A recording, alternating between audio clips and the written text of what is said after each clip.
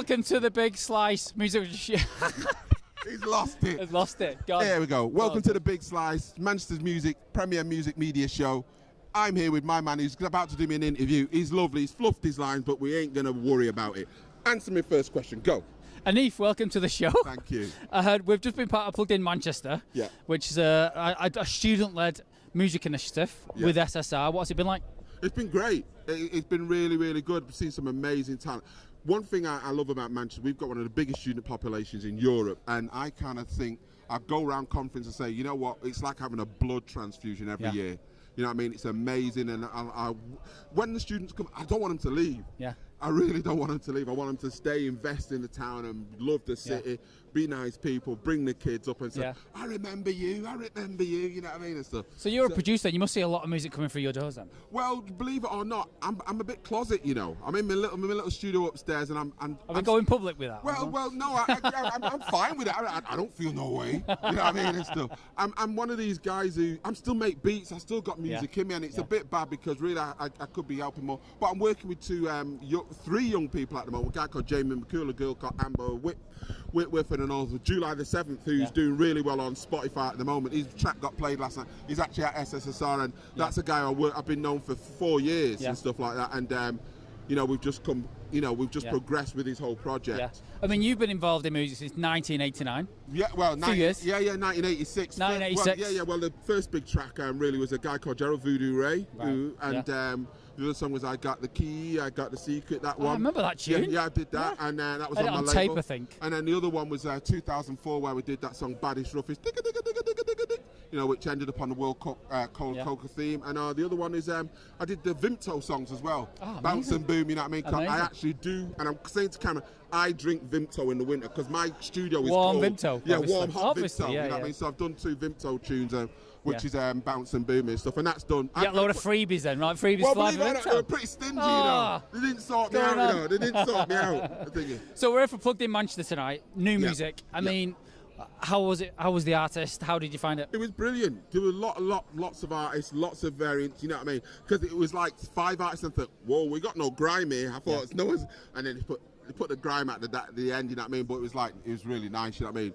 So I don't want to, really, truthfully, do some amazing talent in there, you know, from Delia to H to RMDY, Remedy, you know what I mean, and stuff like that. And then there was Melissa, we brought on jazz, you know what I mean, and the different elements were great. And, you know, it's kind of great because it's synonymous with Manchester, because Manchester's always had this kind of eclectic mix of music. You know what I mean? From, you know, I'm an R&B guy. I've written a song with Ian Brown. How the hell do you get to an R&B guy write a song with Ian Brown with Stone Roses? But that's, his ears like that thing. And that thing is still prevalent in Manchester, which that excites me about the whole city.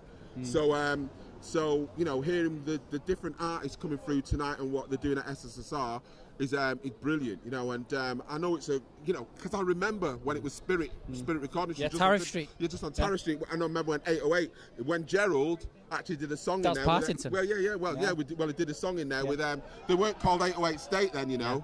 They were called the Lounge Jays on camera. Graham Massey, I've outed you. You know what I mean? And stuff. So yeah. All right. He's on the mic. Yeah. So you come to Nice Light tonight and you see a massive showcase of talent, don't you? Yeah. It's kind of, when you're comparable to kind of the old days when you started kind of cutting your teeth in it. Has it changed a lot? Is it more difficult or easier? You'd never have anything like that. You'd never have like a showcase like that. You know, the only showcase of that was when a band was possibly going to get signed in London. And we had lots of disappointments. You know what I mean? I remember Denise Johnson, 52nd Street. That was had an amazing 12-inch out. It was killing it all over roads. And you know, and London didn't get it. You know, they just said, "Oh, we're not signing." I was, you know, and like Denise Johnson now, you know, she sings with all the groups around Manchester. She's a legend in Manchester stuff. So you know, when you get these things, they're great, and it's great to give feedback and I try to be positive, and also try to be that Mancunian honest. You know, I'm not going to be a yes person. I'm not going to let you go on a road with a song whereby I think, nah, that was weak. Carve your own future. Because, carve your own path. Well, truthfully, if you're going to invest time and money, it's no use people just yesing you and allowing you going on, because it's not good.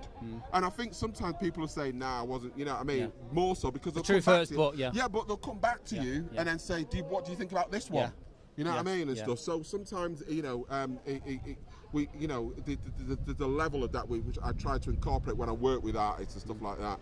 So yeah, the talent show was great. It was a showcase, and I mean, you see a lot of gigs in Manchester, and they title themselves as showcases. But like you said, there's not a panel like there was there tonight from BBC. Yourself, a well-known producer in Manchester. It's nice to see for a change, though, isn't it?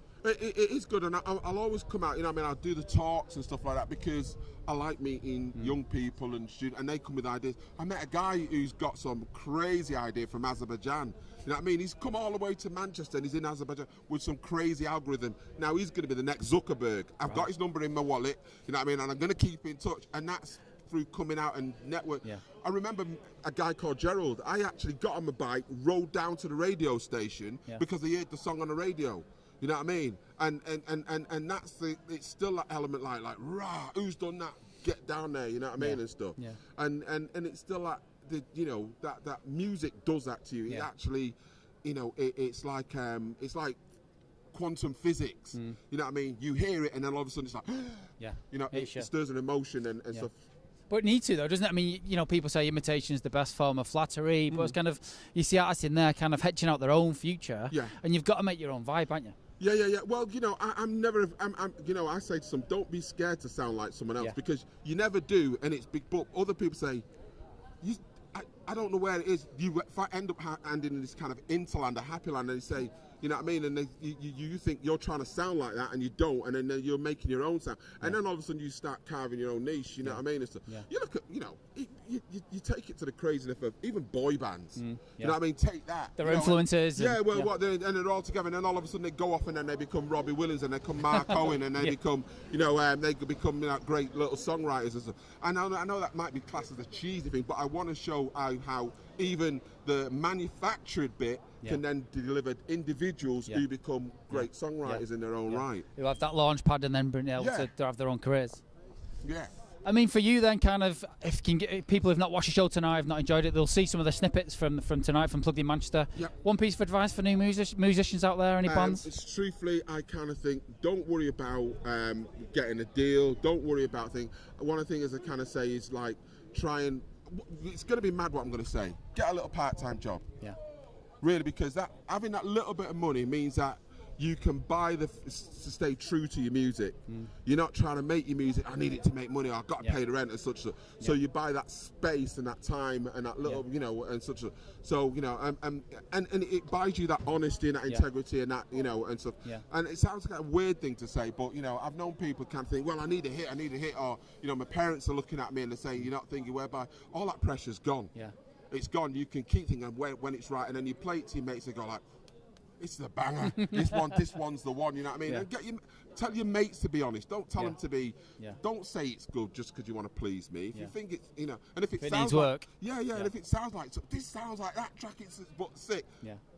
It's something that he said in there actually about the studio, because I was like, where's your studio? You went, it's at home. You know, when you kind of look at some bands and they want to get in a big studio. Don't need to. 1,500 quid a go, you know, and it's kind of like they're throwing money away, aren't they? You can still produce good music at home. I'm hated by some studio guys. I'm hated by some engineers. Well, I think it's a beautiful thing though, isn't it? Well, you can do it at home. I remember I started in '86. In order to make me, you had to get in the studio. So we had to go studio 12 o'clock at night, and we were coming out with the pigeons. The pigeons were like, well, "Yo, why are you waking me up, fam?" You know what I mean? And stuff like that. And you know, and it was 12. We worked in Mike Harding, the comedian studio, the folk guy. You know, he let us use it.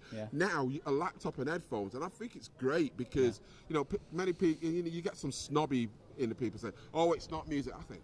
Not, yes, it is. It's true. Shut up. No, you know, the actual listeners don't. You think bands like White Town, who did that little track on the 4-track, or even, you know, Technotronic. No. You know what I mean? They're done on little computers. They're huge hits, and people react to them and get off on them and stuff like that. You know, and you know, many keep of these grime acts. You think of him, what is his name? The Streets. Done in the Streets album when that dropped. That was sick. Massive. You know what I mean and stuff, and he's still got that coming through now. So you don't have to listen to all that. Need a studio, need this, need that. You know what I mean? It's true. Well, Anif, it's been an honour to share a panel with you tonight. It's an honour. I'm joined by Matt, Dan, and Zoe. Welcome to the show. Thank you. Hi. It's been a great night. The panel's been fantastic. I mean, you must be quite proud, Zoe. Oh, completely. No, it's just been a massive success, and I'm so happy with the way it's all gone tonight. So yeah, very happy. It's been it's an interesting music scene that you kind of tapped into, and I kind of since out not necessarily a genre of music that I'd listen to, but I was like, you just know there's just talent oozing out of Harlem. I mean, where did you find them all? Through word of mouth, a couple of people we knew personally, but just through knowing them through the scene really as well. A lot of artists here today either have been at our uni or we've known from previous collaborations, and just people that we've kind of spotted on the music scene and been like, you know, they're cool. So yeah. I mean, if we can come to you, Dan, as well. You look at the talent in there. It's been a great success. Is it kind of part of your SSR kind of project to kind of do a night like tonight, Plugged In Manchester? Well, the brief was for our assignment was to put an event together. We kind of had the brief open to whatever kind of event it would be, and we decided to have like an urban theme in which way we'd really want to showcase talent in Manchester and give them a platform in which way they become recognised by people in the industry who could potentially give them new career opportunities. So the fact that it's gone really well has just been really, really good, really good. I mean, Matt, if I can come to you, kind of, you look at the music that's kind of on in there, and you kind of, you know, it's fantastic, isn't it? I mean, did you enjoy putting the event together? Yeah, it was, because like you say yourself, it's not generally the kind of music I would listen to myself, but you look at Manchester and the context of the urban scene, it's quite big and it's quite a growing scene as well. So it is definitely important to sort of like cater to that demographic. And the people that we got in, like you say, like definitely like oozed like talent. So yeah, like we enjoyed the whole process of it, like marketing it, seeing the amount of people that actually enjoyed it was great. Seeing how optimistic the actual artists were, and how optimistic the people that were attending were, and the feedback we got from it was great. So it's made us just want us to do more of it in the future, like not just like this uni project, like make it like an ongoing thing potentially. Is that the case for you, Dan? Because I mean, you know, we're talking to Anifa, who's one of the judges. You know, when we talk about showcasing Manchester so much, and we're going, you know, there's no panel there, there's no feedback, or you know, there's no record labels like there is tonight, sat at the back of a show going, "You're amazing, let's have a chat." That doesn't happen. You've actually brought that together tonight, though.